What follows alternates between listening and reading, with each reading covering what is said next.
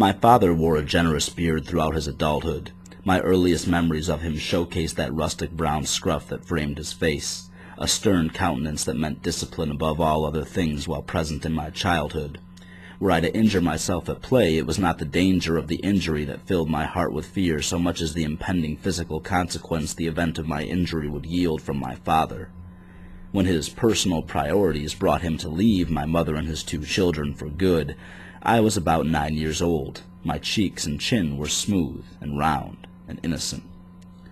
Child support checks were the primary evidence of my father's existence when the whiskers began to sprout, soft peach fuzz that slowly peeked from the gentle surface of my upper lip. My young voice laughed off the comments of my elders and peers who accused me of attempting to grow an impressive mustache. I knew no means of grooming the stray and awkward strands. My 14-year-old throat swallowed firmly when my wrestling coach informed me that my facial hair would have to go. Strict grooming rules decreed it, and I went home to nonchalantly inform my loving mother. She would give the world for me, but she could not give a father's advice or instruction. My father only lived a mile or 2 away, but in that moment he may as well have lived on Mars. An adolescent boy with mild angst in a house run by women isn't prone to call his transient father for lessons in knotting a necktie or working a razor.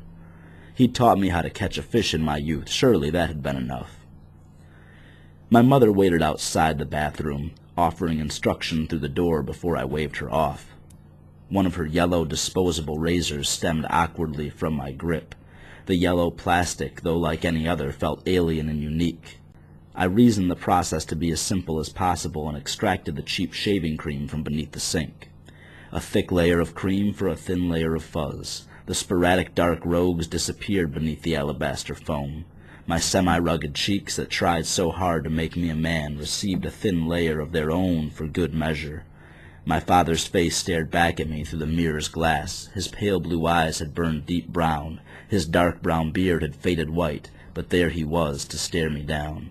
I watched him lift the dry razor awkwardly above his lip and slowly drag it along the surface. The hairs were more torn than hewn, and the first drops appeared.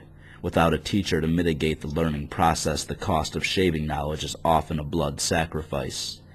The tattered skin along my upper lip replaced the fuzz with patches of tissue bandage. Stuck to the skin by the weeping wound, strips of tissue also replaced my adolescent hint of a beard. Reasoning to rinse the flimsy razor between my novice strokes, the red, white, and fuzzy mixture swirled down the drain. The aroma of barbasol and blood lifted with the steam. Wanting nothing more than to emerge unscathed, a smooth face smiling to its proud mother, I instead stood peering in the mirror. Myself again stared back. I wondered why facial abrasions seemed to clot much slower than those of the hands, the wrists, the arms. When I finally left the sink, fresh scabs revealed the absence of my beginner's luck. My mother displayed her empathy with the silence that I craved, and life pushed on, business as usual, my father's reflection lost in the mirror where it belonged. With years of practice, the strokes of the razor were smoothly drawn across my skin with growing confidence. More expensive blades and a masculine razor replaced the disposable Bics my mother and sister used to shave their legs. It's rare now when my razor tastes blood, and never now does it gorge on the irony crimson as did those single blades from my youth.